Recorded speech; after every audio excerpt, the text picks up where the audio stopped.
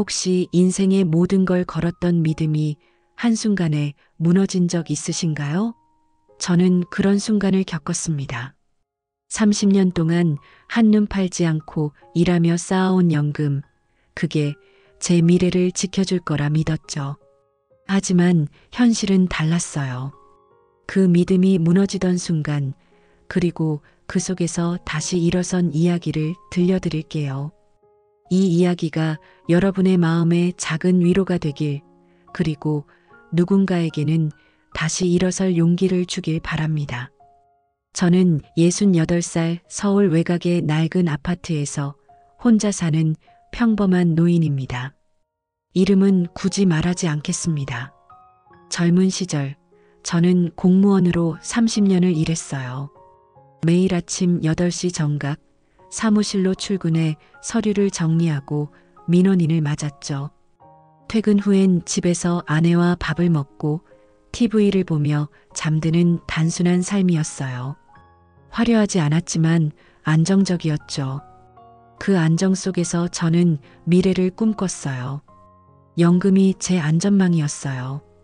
월급 400만 원에서 꼬박꼬박 떼어 연금을 냈고 퇴직금 9,800만 원은 대부분 연금 계좌에 넣었어요. 아내와 저는 은퇴 후 서울 외곽에서 소박하게 살며 가끔 제주도로 여행 가는 꿈을 꾸곤 했죠. 아내는 저보다 5살 어렸어요. 늘 밝게 웃으며 저를 맞아주는 사람이었죠. 퇴근하면 현관에서 여보, 오늘 좀 피곤해 보여. 된장국 끓였으니 밥부터 먹으라고 말하던 그 따뜻한 목소리가 아직도 생생해요. 우리는 자식이 없었어요. 그래서인지 연금으로 꾸릴 미래가 우리 부부의 유일한 낙이었죠. 아내는 농담처럼 말하곤 했어요. 연금 받으면 제주도 가서 감귤 농사나 지을까? 저는 웃으며 대답했죠. 그래, 당신 감귤 까는 거 내가 도와줄게. 그땐 정말 그 꿈이 이뤄질 줄 알았어요. 공무원 생활 30년, 저는 큰 실수 없이 성실히 일했어요. 동료들은 너 연금 받으면 인생 편내라며 놀렸고 저도 그 말을 믿었죠. 월 150만 원 정도 나올 연금이면 충분히 살 수 있을 거라 생각했어요. 그래서 검소하게 살았어요. 외식은 명절에나 했고 옷은 세일 때만 샀죠. 그래도 행복했어요. 미래에 대한 믿음이 있었으니까요. 하지만 인생은 한치 앞을 모르는 법이죠. 60살 2017년에 정년 퇴직했을 때 저는 드디어 꿈꿔왔던 삶을 시작할 준비가 됐다고 생각했어요. 연금은 세금 없이 월 150만 원이 나올 거라 믿었죠. 그 돈이면 서울 외곽 월세 30만 원, 관리비 10만 원, 생활비 70만 원을 내고도 소박하게 살 수 있을 거라 생각했어요. 퇴직금 9,800만 원은 연금 계좌에 넣어 더 키우려 했죠. 하지만 그 꿈은 아내가 쓰러지면서 깨졌어요. 그날은 평범한 저녁 7시였어요. 아내가 부엌에서 설거지를 하다 갑자기 머리가 어지럽다고 하더니 바닥에 주저앉았어요. 병원으로 급히 달려갔고 의사는 뇌출혈이라고 했어요. 수술이 필요했지만 이미 늦었어요. 이틀 만에 아내는 저를 떠났죠. 35년 함께한 반쪽이 사라진 그 순간 세상이 멈춘 것 같았어요. 장례를 치르고 며칠 동안 멍하니 집에 앉아 있었어요. 아내 없는 집은 텅 빈 껍데기 같았죠. 그때부터 연금에 대한 믿음이 흔들리기 시작했어요. 아내가 떠난 후 연금이 제 유일한 생계 수단이었죠. 하지만 첫 연금을 받았을 때 통장에 찍힌 금액은 150만 원이 아니었어요. 세금 공제 없이도 물가 상승과 공제 항목 때문에 실질적으로 쓸 수 있는 돈은 120만 원 남짓이었죠. 월세 30만 원, 관리비 10만 원, 식비와 공과금으로 70만 원을 쓰면 남는 건 거의 없었어요. 전원주택은 꿈도 못 꾸고 낡은 아파트에서 간신히 버티는 삶이 전부였죠. 30년을 믿었던 연금이 이거라니 저는 통장을 보며 혼잣말했어요. 퇴직금 9,800만 원은 아내 병원비와 생활비로 빠르게 줄어들었어요. 2025년 서울 외곽 생활비는 월 100만 원 정도였고 연금으론 턱없이 부족했죠. 외로움은 돈보다 더 무서웠어요. 밤마다 소주 한 병을 비우며 TV 소리에 의지에 잠들었어요. 이게 내가 꿈꿨던 은퇴 생활인가 매일 그런 생각에 잠겼죠. 그러던 어느 날 동네 주민센터에서 노인 일자리 프로그램 전단지를 봤어요. 2025년 기준 환경미화 일을 하면 하루 4시간, 주 5일 일하고 월 50만 원을 받을 수 있었죠. 60이 넘은 나이에 길거리 청소를 해야 한다는 게 믿기지 않았지만 가만히 있으면 미칠 것 같았어요. 그래서 일을 시작했어요. 매일 아침 6시 공원에서 빗자루를 들고 낙엽을 쓸었죠. 처음엔 창피했어요. 공무원 출신이 이런 일을 하다니 자존심이 상했죠. 하지만 손을 움직이며 땀 흘리니까 외로움이 덜 느껴졌어요. 공원에서 일하며 만난 또래 노인들과 조금씩 말을 트게 됐어요. 그중 한 명이 제 삶을 바꿔놓았죠. 65살 동네에서 작은 분식 포장마차를 운영하는 여성이었어요. 매일 아침 공원 근처에서 김밥과 떡볶이를 팔았죠. 밝게 웃으며 손님을 맞는 그녀를 보면 아내가 떠올랐어요. 어느 날 청소 일을 마치고 배고픔에 그녀의 포장마차에 들렀어요. 할아버지, 오늘 피곤해 보이시네요. 김밥 한 줄 드릴까요? 그녀의 따뜻한 말투에 마음이 녹았어요. 저는 김밥 한 줄과 라면을 주문했죠. 그녀는 손놀림이 빠르고 정갈했어요. 할아버지, 여기 자주 오시던데 어디 사세요? 그녀가 물었고 저는 살짝 망설이다 대답했어요. 저기 저쪽 낡은 아파트요. 혼자 살아요. 그녀는 미소를 지으며 말했어요. 혼자 사시면 외로우시겠네요. 가끔 여기 와서 밥 드세요. 서비스 줄게요. 그 말에 오랜만에 위로받는 기분이었어요. 그날 이후 저는 매일 그녀의 포장마차를 찾았어요. 청소 일을 마치고 김밥이나 떡볶이를 먹으며 이야기를 나눴죠. 그녀는 저와 비슷한 나이였지만 삶의 무게는 더 무거워 보였어요. 저도 혼자예요. 남편은 10년 전 사고로 떠났고 아들은 외국에서 일한다고 연락도 뜸해요. 그녀의 눈빛엔 외로움이 묻어 있었어요. 우리는 서로의 이야기를 나누며 가까워졌어요. 그녀는 꿈을 털어놓았죠. 젊었을 때 요리사가 되고 싶었어요. 근데 돈이 없어서 포기했죠. 지금은 포장마차에서 손님들 웃는 얼굴 보는 게 행복해요. 저는 문득 제 꿈이 뭐였는지 생각했어요. 연금으로 아내와 행복하게 사는 거, 그게 다였는데 이제 그 꿈은 산산이 부서졌죠. 그녀의 포장마차는 제게 유일한 안식처가 됐어요. 연금 150만 원은 월세 30만 원, 관리비 10만 원, 생활비 70만 원을 내고 나면 거의 남지 않았어요.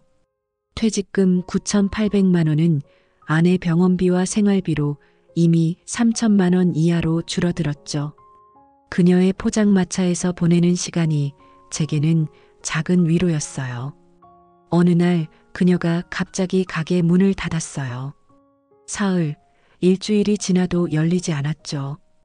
동네 사람들에게 물어보니 그녀가 심장 질환으로 병원에 입원했다고 했어요. 가슴이 덜컥했어요. 아내를 잃었던 기억이 떠오르며 그녀마저 잃을까 두려웠죠. 주민센터에 부탁해 그녀가 입원한 병원을 알아냈어요. 병실에 들어갔을 때 그녀는 창백한 얼굴로 누워 있었어요. 할아버지, 여기까지 웬일이세요? 그녀는 약한 미소로 저를 맞았어요. 걱정돼서요. 괜찮으신가요? 저는 어색하게 물었죠. 그녀는 과로로 쓰러진 거예요.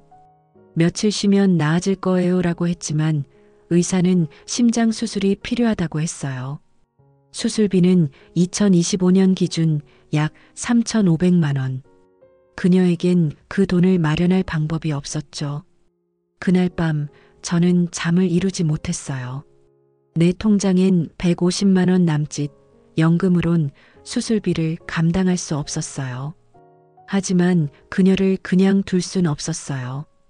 그녀는 제게 단순한 포장마차 주인이 아니었죠. 아내를 잃은 후 텅 빈 삶에서 따뜻한 빛을 준 사람이었어요.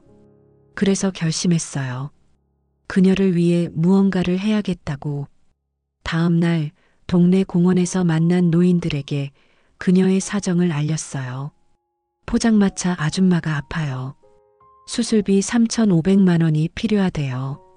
우리라도 도울 방법 없겠어요? 처음엔 다들 고개를 갸웃했어요. 우리가 무슨 돈이 있어? 하지만 저는 포기하지 않았어요. 그녀가 얼마나 따뜻한 사람인지 새벽부터 김밥을 말며 손님들을 챙겼는지 이야기했죠. 그분 덕분에 우리 배고프지 않았잖아요. 조금씩만 도우면 큰 힘이 될 거예요. 며칠 동안 동네를 돌아다니며 사람들을 설득했어요. 한 할머니는 10만 원을 내밀며 그 아줌마가 내 손주한테 떡볶이 서비스 줬던 거 생각나라고 했어요.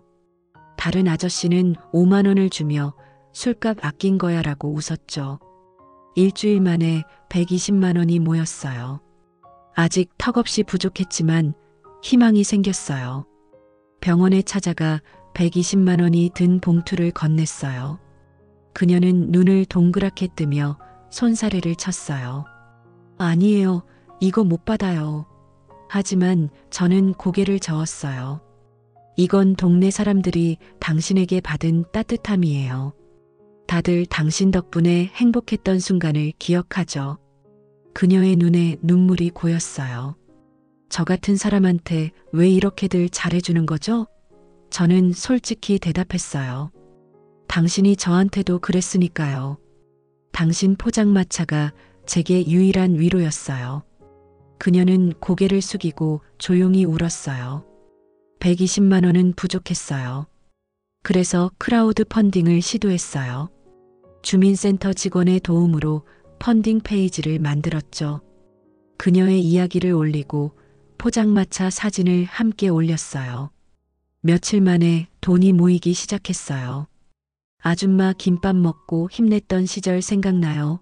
포장마차 다시 열리면 갈게요.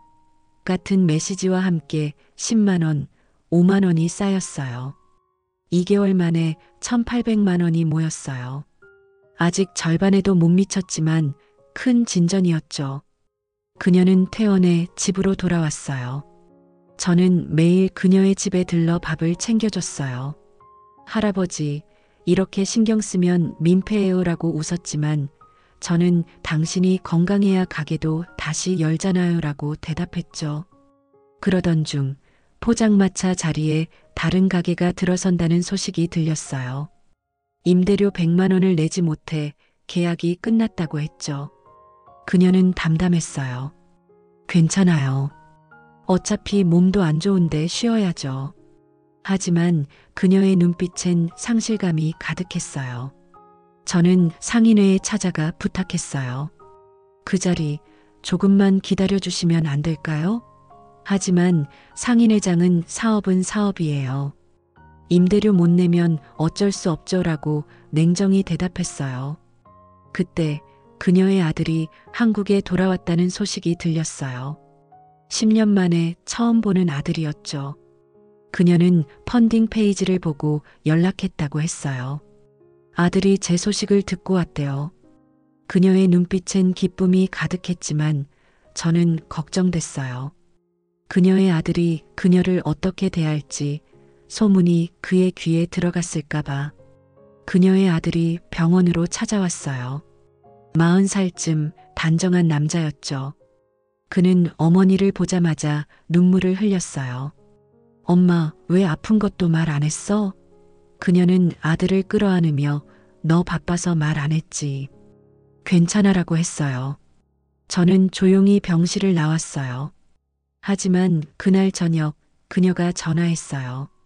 아들이 수술비 일부를 내준대요. 근데 조건이 있어요. 그녀의 목소리는 떨렸어요. 저보고 포장마차 그만두고 외국으로 가자고요. 그 말에 가슴이 철렁했어요. 그녀가 떠난다면 저는 또 혼자가 되는 거였죠. 그녀의 아들은 포장마차를 그만두고 외국으로 가자는 조건을 내걸었어요. 그녀는 고민에 빠졌어요. 아들이랑 같이 사는 게 좋을지도 모르지만 포장마차는 제 전부예요. 저는 그녀의 손을 잡으며 말했어요. 당신이 행복한 선택을 하면 돼요. 당신이 웃을 수 있는 길을 택했으면 좋겠어요. 그녀는 며칠 동안 고민했어요. 저는 그녀를 위해 뭘 할 수 있을까 고민했죠. 그때 동네에서 시장 축제가 열린다는 소식이 들렸어요. 주민들이 음식을 팔고 공연하는 행사였죠. 저는 그녀에게 제안했어요.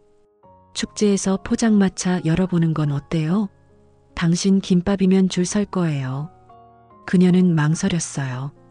몸도 아직 안 나았는데 가게도 잃었잖아요. 하지만 저는 임시로라도 해보자고요. 당신 실력 보여주면 기회가 생길 거예요 라고 설득했어요. 그녀는 고개를 끄덕였어요. 우리는 축제 준비에 들어갔죠. 동네 사람들에게 재료를 모아달라고 부탁했고 그녀는 새벽부터 김밥을 말고 떡볶이를 준비했어요. 축제 당일 포장마차는 북적였어요. 아줌마, 이 김밥 진짜 맛있어요. 손님들의 칭찬에 그녀의 얼굴이 밝아졌어요. 저는 옆에서 재료를 나르며 그녀를 도왔죠. 그녀는 더 이상 환자가 아니었어요. 자신의 꿈을 지키는 요리사였죠. 축제는 대성공이었어요. 그녀의 포장마차는 가장 인기 있는 가게로 뽑혔고 상인회장은 이 실력이면 시장에서 가게 내도 되겠어요. 지원해 줄게요라고 제안했어요. 하지만 그녀는 아들의 제안 때문에 망설였어요. 아들이 다음 주에 비행기 표 끊어놨대요. 저는 가슴이 먹먹했지만 당신 아들이랑 시간 보내는 것도 소중하잖아요 라고 말했어요. 하지만 그녀는 고개를 저었어요. 저 떠나고 싶지 않아요. 여기가 제 집이에요. 포장마차가 제 행복이에요. 그녀는 아들에게 전화해 엄마는 여기서 살 거야. 포장마차 다시 열고 싶어라고 말했어요. 아들은 처음엔 화를 냈지만 결국 엄마가 행복하면 됐어요 라고 했죠. 그녀는 눈물을 흘리며 웃었어요. 저도 덩달아 눈물이 났죠. 상인회의 도움으로 그녀는 시장 안쪽 좋은 자리에 포장마차를 다시 열었어요. 임대료는 100만 원이지만 상인회가 30만 원 지원해 줬어요. 저는 청소 일을 그만두고 그녀의 가게에서 아르바이트를 시작했어요. 월 50만 원을 받으며 손님 접대와 재료 나르는 일을 했죠. 하지만 3개월 후 그녀의 심장 질환이 재발했어요. 의사는 수술을 서둘러야 한다고 했어요. 수술비 3,500만 원은 펀딩 1,800만 원과 아들의 지원 1,000만 원을 합쳐 겨우 마련했어요. 그녀는 할아버지, 미안해요. 내가 이렇게 돼서라고 했지만 저는 미안할 거 없어요. 내가 챙길게요라고 다독였어요. 수술은 성공했지만 회복은 더뎠어요. 그녀는 가게 못 열면 어쩌죠? 라고 걱정했어요. 저는 내가 지킬게요. 당신이 나을 때까지라고 약속했죠. 그녀가 병원에 있는 동안 저는 포장마차를 혼자 운영했어요. 그녀의 레시피대로 김밥을 말고 떡볶이를 끓였죠. 손님들은 아줌마는 어디 갔어요?